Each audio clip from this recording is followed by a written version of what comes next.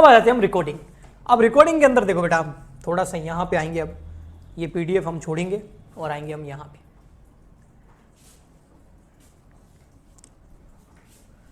Recording of transactions.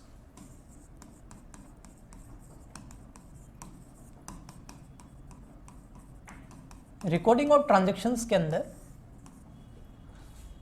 इस chapter के अंदर हम क्या करने वाले हैं, इस चैप्टर के अंदर ये पॉइंट करने वाले हैं। सबसे हम पहले सीखने वाले हैं अकाउंटिंग इक्वेशन। ये एग्जाम में बहुत आती है, ठीक है। सेकंड नंबर हम सीखेंगे फिर जर्नल एंट्रीज, और थर्ड नंबर हम सीखेंगे लेजर, ठीक है। तो ये तीन चीजें हमें इस चैप्टर के अंदर सीखनी है, अकाउंटिंग इक्वेशन, जर्नल, लेजर। आज मैं अकाउंटिंग इक्वेशन से स्टार्ट कर रहा हूं, ठीक है। अब अकाउंटिंग इक्वेशन क्या है वो समझना। एक इक्वेशन है लेकिन इसका नाम क्या है, अकाउंटिंग इक्वेशन। अब समझना बेटा, अकाउंटिंग इक्वेशन को समझने से पहले मैं आपको एक बैलेंस शीट नाम की चीज बताता हूं, जो अकाउंटिंग में बहुत इंपॉर्टेंट होती है ना। तो बैलेंस शीट एक फॉर्मेट बताता हूं और आपको कुछ समझाने की कोशिश करता हूं, आप बेटा समझना, ठीक है। आपको समझ आएगा क्योंकि मैं चीजें ऐसी बताऊंगा कि आपको ज्यादा हार्ड नहीं लगेगी। वैसे अकाउंटिंग इक्वेशन में इस बैलेंस शीट का बहुत इंपॉर्टेंट रोल तो है, लेकिन अगर टीचर के पढ़ाने के तरीके के ऊपर डिपेंड करता है कि पहले वो बैलेंस शीट बताता है या अकाउंटिंग इक्वेशन बताता है। मैं आपको पहले बैलेंस शीट बता रहा हूं, फिर आप अकाउंटिंग इक्वेशन करेंगे, आपको बहुत ईजी लगेगी, ठीक है। ओके, सो बैलेंस शीट के अंदर क्या होता है बेटा, इस तरीके का एक फॉर्मेट होता है। ये एक तरह का स्टेटमेंट है, balance sheet is a statement, ठीक है। बैलेंस शीट किसकी बैलेंस शीट है, ये बिजनेस की बैलेंस शीट है। बिजनेस अलग होता है, बिजनेसमैन अलग होता है, मैंने आपको पहले ही बताया था, हम बिजनेस की अकाउंटिंग करते हैं, ओके। तो ये बैलेंस शीट है बिजनेस की। इसमें ये साइड जो होती है इसको लायबिलिटीज बोलते हैं, यहाँ लायबिलिटीज लिखनी होती है, और ये लायबिलिटीज के अमाउंट का कॉलम है कि भाई लायबिलिटी कितनी कितनी है हमारे बिजनेस की, ये एसेट्स कितनी कितनी है हमारे बिजनेस की, और ये एसेट्स का अमाउंट का कॉलम होता है। अब एक क्वेश्चन मैं आपसे पूछूंगा, अगर आप उसका आंसर देते हैं ना मजा आएगा। मैं आपको ये पूछ रहा हूं कि एक बिजनेसमैन जब इस बिजनेस के अंदर पैसा लगाएगा, इन्वेस्ट करेगा, तो उसको क्या बोलते हैं। When a businessman invest in any business, then what we called that amount। जब एक बिजनेसमैन किसी बिजनेस में पैसा लगाता है तब हम उसे क्या बोलते हैं, मैंने बता रखा है। क्या अर्स, ऐसे मत करो बेटा, अगर ये आप आंसर सही देते ना तो मैंने बोला ना फिर मजा आता। चलो कोई नहीं, मैं तो वापस बता दूंगा, लेकिन आपकी मेमोरी इतनी तो होनी चाहिए बेटा। ये बताया है ना मैंने, ये बिजनेसमैन है, ठीक है, ये बिजनेस है। ये जब बिजनेस स्टार्ट करता है बिजनेसमैन, तब बिजनेस में क्या लगाता है। मान लेते ये बिजनेस स्टार्ट किया, और बिजनेस स्टार्ट करने के लिए इसने 10 लाख रुपीज लगाए इस बिजनेस के अंदर। मैं ये पूछ रहा हूं कि ये 10 लाख रुपए को हम क्या बोलते हैं। अकाउंटिंग टर्म्स करवाई थी ना उस टाइम, मैंने अच्छे से बताया था। अगर आप पिछला पढ़ोगे नहीं तो बेटा अगला समझ में नहीं आएगा। ये अकाउंटिंग है, सारी चीजें एक दूसरे से कनेक्टेड है। अब तो याद आ गया होगा, अभी भी नहीं आया, अभी भी नहीं आया तो बेटा प्रॉब्लम है, फिर आप घर पे पढ़ नहीं रहे हो।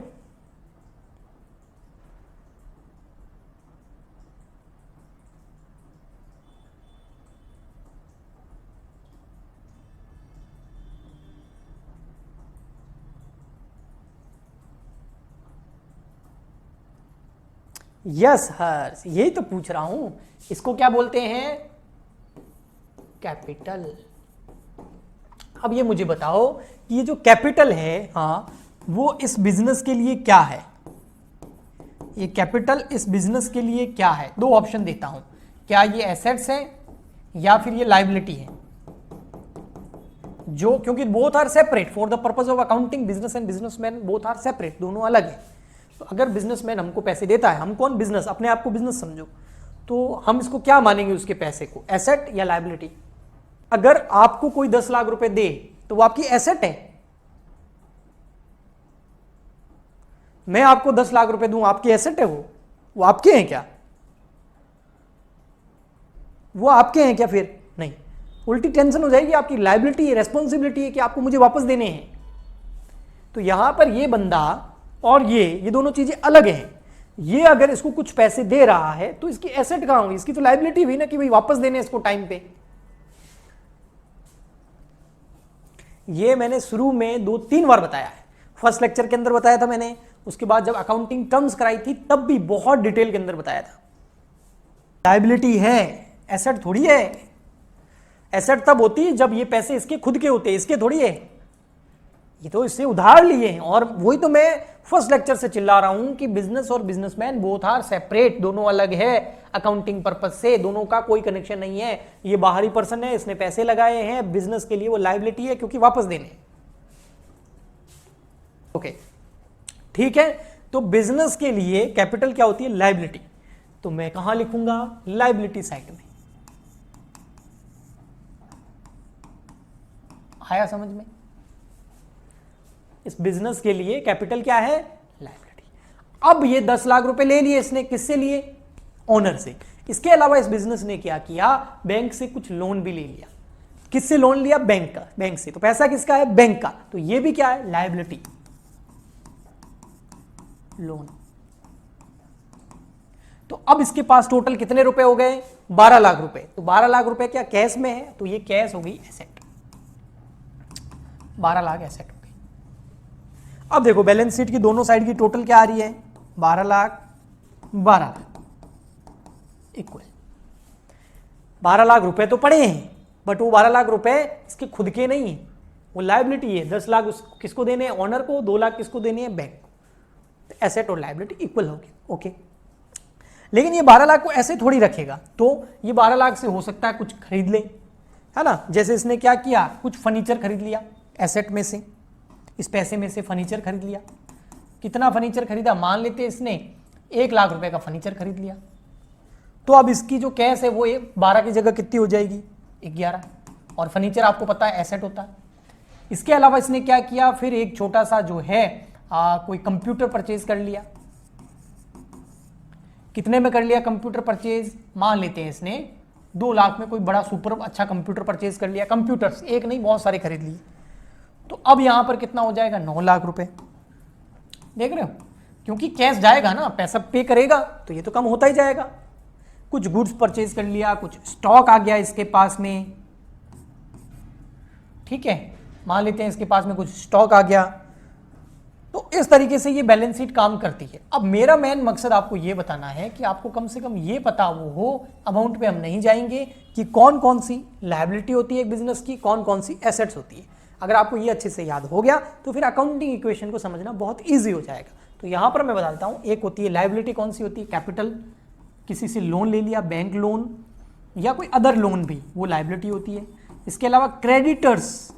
अब क्रेडिटर्स क्या होते हैं वो मैंने बता रखा है, जब मैं अकाउंटिंग टर्म समझा रहा था उस समय बताया था मैंने। जब भी हम किसी से गुड्स उधार में परचेज करते हैं तो सामने वाले को पैसे देने होते हैं और सामने वाला हमारा क्रेडिटर्स होता है।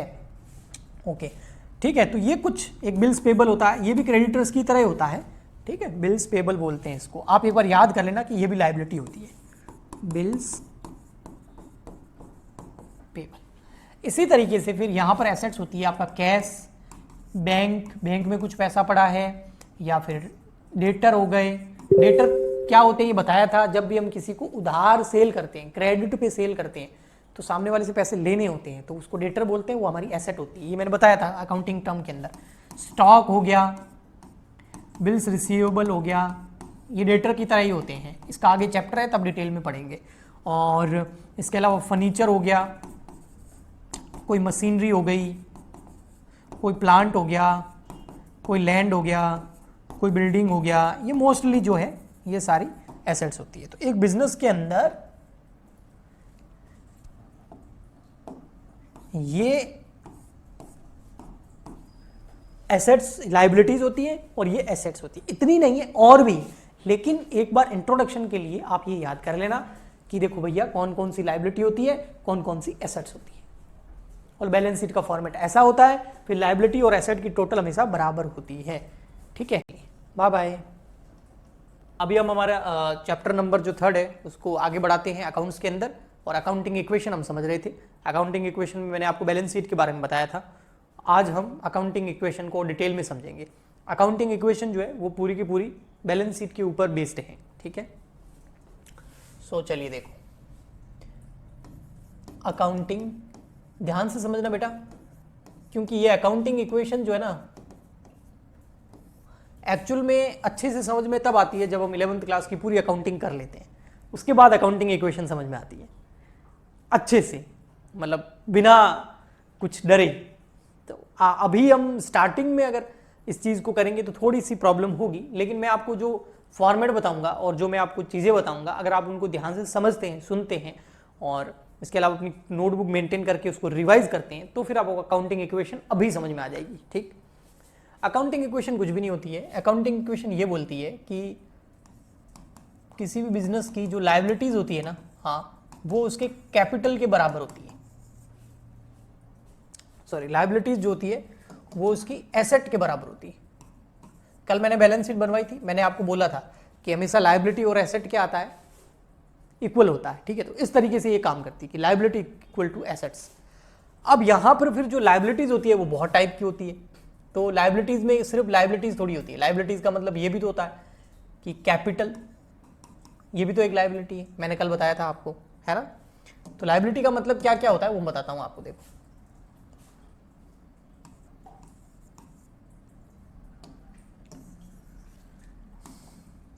वैसे अगर आपने बैलेंस शीट याद कर ली होगी तो आपको पता होगा कि लायबिलिटी में क्या क्या आता है।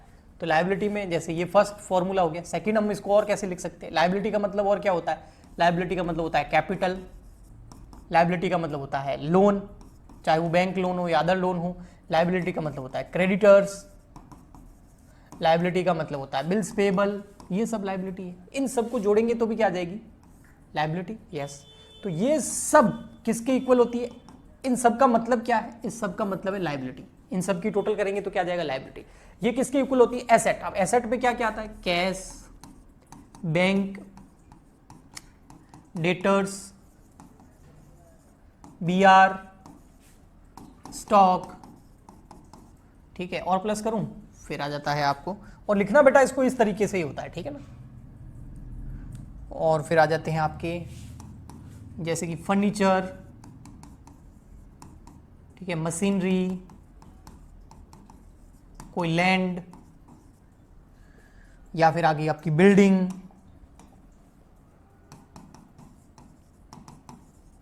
ये सब आपकी एसेट होती है। तो इन सब की टोटल करते हैं तो हमारे सामने क्या आ जाती है, इन सब की टोटल करते हैं तो एसेट। तो ये सारी लायबिलिटी का अमाउंट टोटल में और इन सभी एसेट का अमाउंट टोटल में, ये दोनों हमेशा क्या होना चाहिए, इक्वल होना चाहिए। तो यही अकाउंटिंग इक्वेशन है और कुछ भी नहीं है। लेकिन ये जो लायबिलिटी और अमाउंट है ये चेंज होता है, लायबिलिटीज चेंज होती है, एसेट्स चेंज होती है, तो उस पर हमको बहुत अच्छा फोकस करने की जरूरत होती है। तो अब मैं बताता हूं ये कैसे चेंज होती है, क्या चेंज होती है। इसके मैं आपको न्यूमेरिकल्स भी कराऊंगा, लेकिन देखिए यहां पर, ठीक है, ये तो आप समझ गए। तो इसको ऐसे लिखो या ऐसे लिखो, एक ही बात है, ठीक है। अब देखो यहां पर कुछ चीज बताता हूं जो आपके काम आएगी। नोट,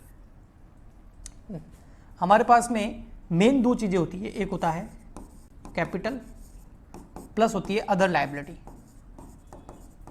ठीक है। एक तो कैपिटल प्लस हो गया अदर लायबिलिटी इक्वल टू क्या हो गया, एसेट्स।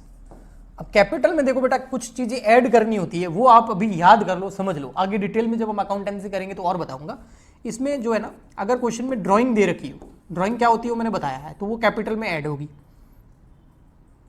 ड्राइंग, सॉरी, अगर क्वेश्चन में ड्राइंग दे रखी हो तो क्या हो जाएगी, लेस हो जाएगी, ठीक है। माइनस मतलब लेस करना है ड्राइंग को। और अगर विड्रोवल हो, क्वेश्चन में विड्रोवल ऑफ कैपिटल दे रखा हो तो उसको लेस करना है, क्योंकि उससे कैपिटल कम होती है। ड्राइंग का मतलब हो गया कि भाई जो बिजनेसमैन है वो कुछ पर्सनल यूज के लिए अपने घर पे लेके जा रहा है, उसको ड्राइंग बोलते हैं, मैंने बताया था जब अकाउंटिंग टर्म्स बताई थी तब। तो उससे कैपिटल कम होती है, विड्रोवल से भी कैपिटल कम होती है, और अगर लॉस हुआ है, नेट लॉस जिसको बोल सकते हैं, तो उससे भी कैपिटल कम करनी है हमको। इसके अलावा कोई एक्सपेंसेस हो गए हैं, कोई खर्चे हो गए हैं, तो उसको भी हमको कैपिटल में से कम करना है, ठीक है। प्लस क्या क्या करना है, अगर नेट प्रॉफिट हुआ हो तो प्लस करना है, अगर इनकम हुई हो, कोई एक्सपेंसेस नहीं हो कि क्या हुई हो, इनकम हुई हो, तो उसको क्या करना है, हमको ऐड करना है। तो नेट प्रॉफिट को ऐड करना है, कोई इनकम कोई कमाई हो जाए तो उसको ऐड करना है, और इसके अलावा अगर एडिशनल कैपिटल लेके आ रहा है तो भी हमको उसको ऐड करना है। तो ये सब चीजें कैपिटल में ऐड और लेस होगी, ठीक है। तो इनको आपको एक बार याद करना है। इसके अलावा बाकी चीजें मैं आपको समझा दूंगा, लेकिन ये चीजें अभी आपको ज्यादा समझ में नहीं आएगी, इनको कैपिटल में ही एडजस्ट करना होता है। अगर पर्सनल यूज के लिए ओनर ड्राइंग कर रहा है तो लेस कर दो, अगर वो कैपिटल निकाल के अपने वापस घर पे ले जा रहा है तो लेस कर दो, नेट लॉस हुआ है तो लेस कर दो, खर्चे हो रहे हैं, कोई भी रेंट दिया, सैलरी दिया, बोनस दिया, कुछ भी खर्चा हो रहा है तो लेस कर दो, कोई नेट प्रॉफिट हो रहा है तो ऐड कर दो, कोई इनकम हो रही है, कमाई हो रही है, कमीशन मिला, रेंट मिला या कुछ मिल गया तो उसको ऐड कर दो। एडिशनल कैपिटल जो अगर लेके आ रहा है और कैपिटल लेके आ रहा है ओनर तो उसको ऐड कर दो। ये चीजें आप याद कर लेना। इसके अलावा बाकी सब मैं आपको खुद समझा दूंगा, बाकी सब में आपको कोई प्रॉब्लम नहीं आएगी। ओके, तो चलिए हम स्टार्ट करते हैं। यहाँ पर एक क्वेश्चन से, एक मैं आपको क्वेश्चन कराता हूँ, उससे आपको और अच्छे से समझ में आएगा। तो एक सेकंड दीजिए मुझे।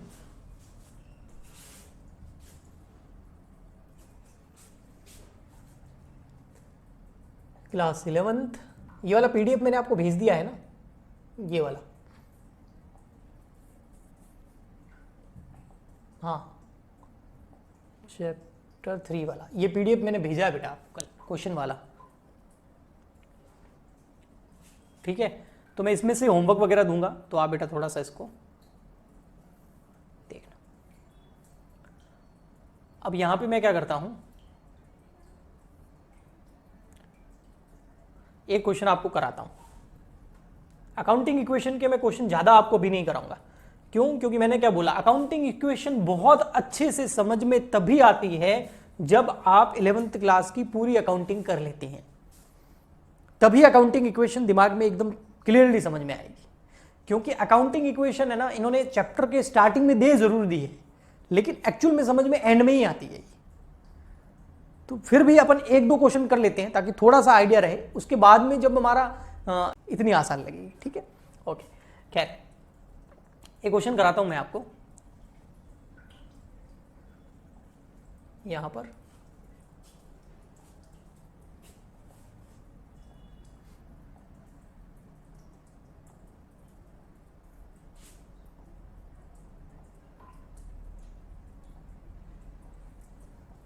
ये देखिए क्वेश्चन नंबर 3, ठीक है। क्या कह रहा है, Mohit has following transaction prepare accounting equation. Mohit कौन है? बिजनेसमैन होगा, उसका एक बिजनेस है और उसमें उसने कुछ ट्रांजैक्शंस किए हैं, आपको अकाउंटिंग इक्वेशन बनानी है, ठीक है। अकाउंटिंग इक्वेशन बनाएंगे सर। अकाउंटिंग इक्वेशन बनाने के लिए आपको क्या करना है बेटा, सबसे फर्स्ट आपको इस तरीके से लाइन खींचनी है, ड्रॉ करनी है, और उसमें आपको लिख देना है ऊपर अकाउंटिंग इक्वेशन, ठीक है। और इसमें लिख देना इस साइड में आपको लायबिलिटीज, और इक्वल टू क्या हो जाएगा, एसेट्स। और अच्छा ये रहेगा कि आप लायबिलिटीज ना लिख के इस तरीके से लिखें, कैपिटल एक लायबिलिटी होती है और कैपिटल के अलावा कुछ अदर लायबिलिटी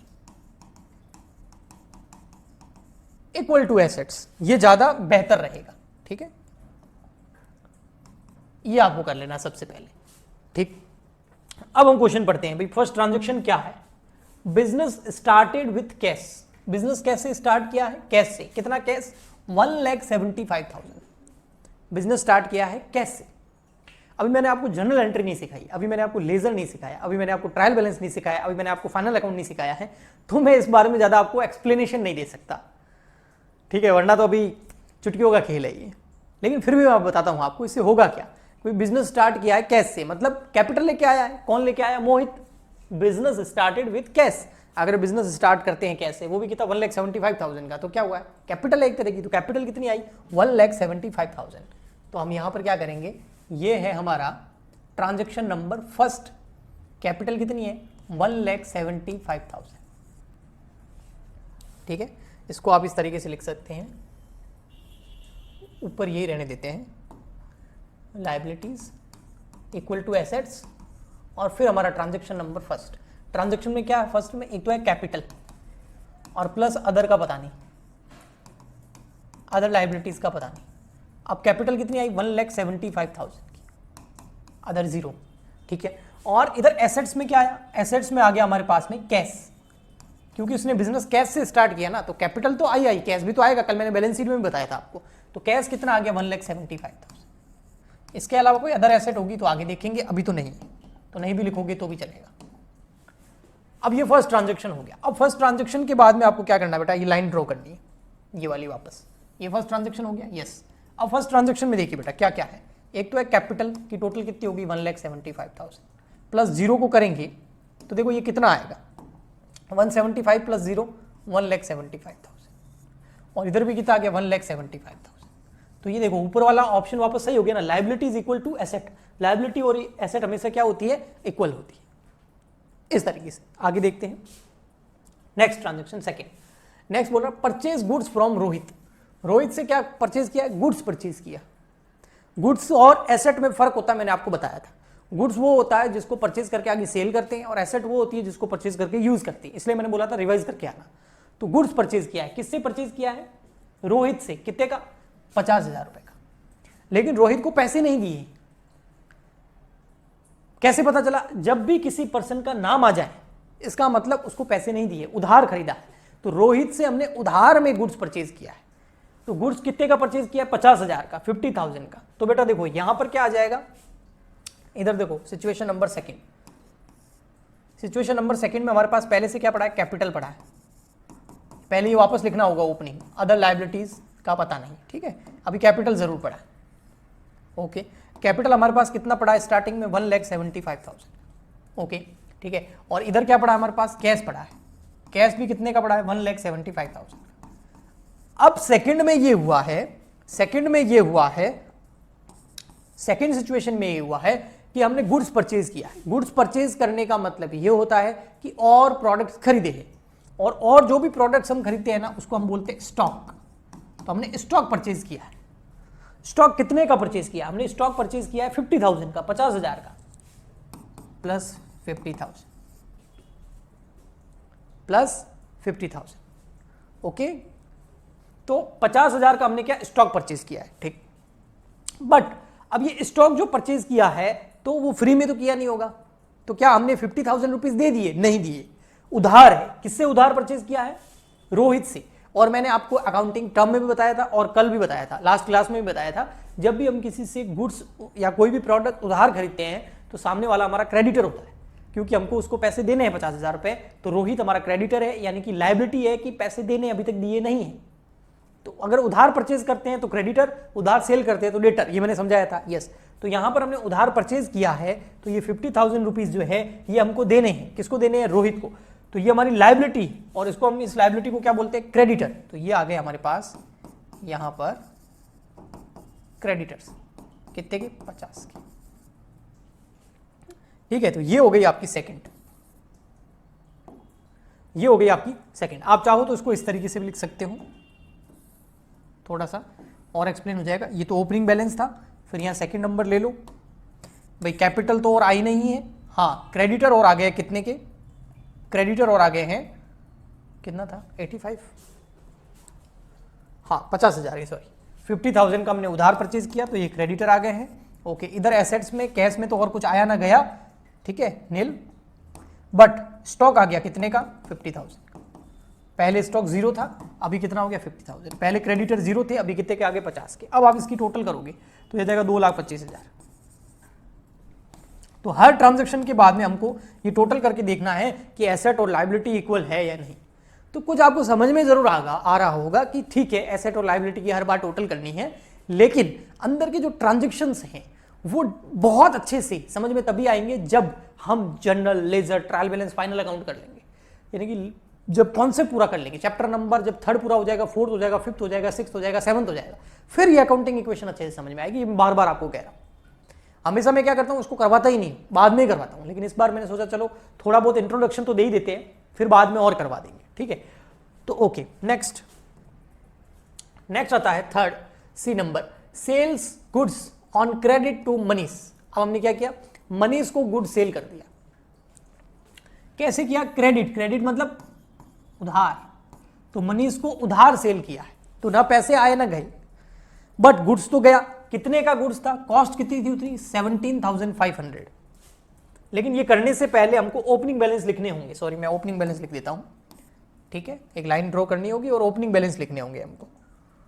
शुरू वाला क्या क्या मामला है वो लिखना होगा। तो शुरुआत में हमारे पास में क्या पड़ा है, एक तो कैपिटल पड़ी है, एक क्रेडिटर्स पड़े। कैपिटल कितनी है 175 की, क्रेडिटर्स कितने हैं 50 के। इधर क्या पड़ा है हमारे पास, कैश पड़ा है और स्टॉक पड़ा है।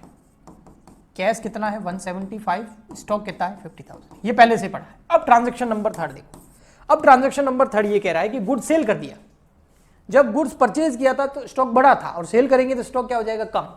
सेल 20 में किया है लेकिन स्टॉक था कितने का, 17,500 का। 17,500 की चीज 20,000 में बेच दी, ओके। लेकिन बेची ना तो स्टॉक गया, परचेज करते तो स्टॉक आता। तो जब परचेज किया था तब मैंने देखो यहां पर स्टॉक ऐड किया, ये देखो स्टॉक ऐड किया था 50,000।